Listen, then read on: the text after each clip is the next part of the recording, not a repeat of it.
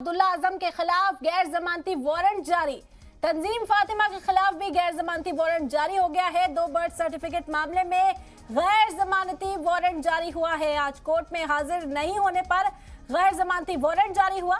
बता दें कि बीजेपी लीडर आकाश सक्सेना ने ये मुकदमा दर्ज कराया। तो बड़ी खबर इस वक्त रामपुर से आप तक पहुंचा रहे हैं। आजम कुनबे की परेशानियां कम होती हुई नजर नहीं आ रही। अब्दुल्ला आजम के खिलाफ गैर जमानती वारंट जारी हुआ है। वहीं तंजीम फातिमा यानी आजम खान की एहलिया के खिलाफ भी गैर जमानती वारंट जारी हुआ है। 2 बर्थ सर्टिफिकेट मामले में गैर जमानती वारंट आज जारी हुआ। और तफसीली जानकारी के साथ इस वक्त सैयद आमिर हमारे साथ जुड़ गए। जी आमिर, क्या खबर मिल पा रही है?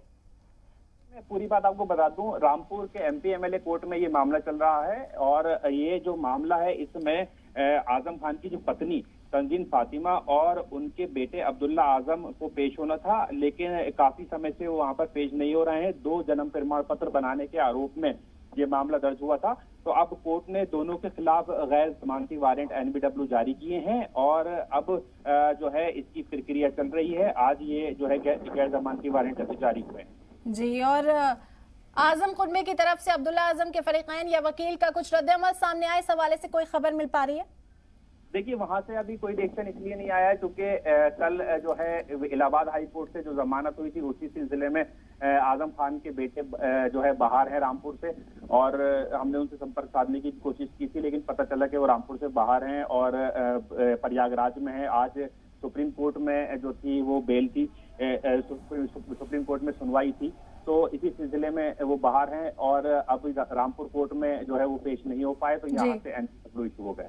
बिल्कुल। और तो आज उनके पेश न होने के सबब ये वारंट सैयद आमिर जारी किया गया है। किस तरह की कार्रवाई अब अमल में आती देखी जा सकती है, अगर इस हवाले से बात की जाए तो?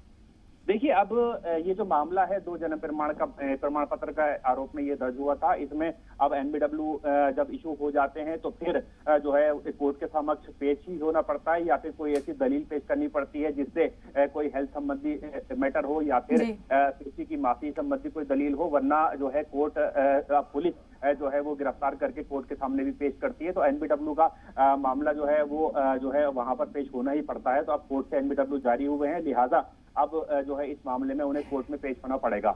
जी, तो कोई तारीख मुकर्रर की गई इस हवाले से?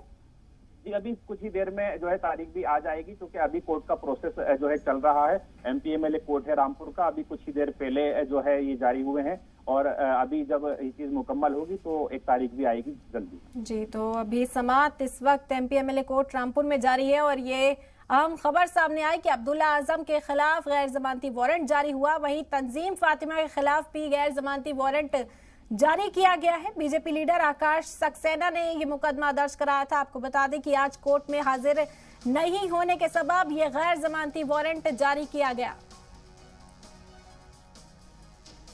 बहुत बहुत शुक्रिया सैयद आमिर तमाम जानकारी का।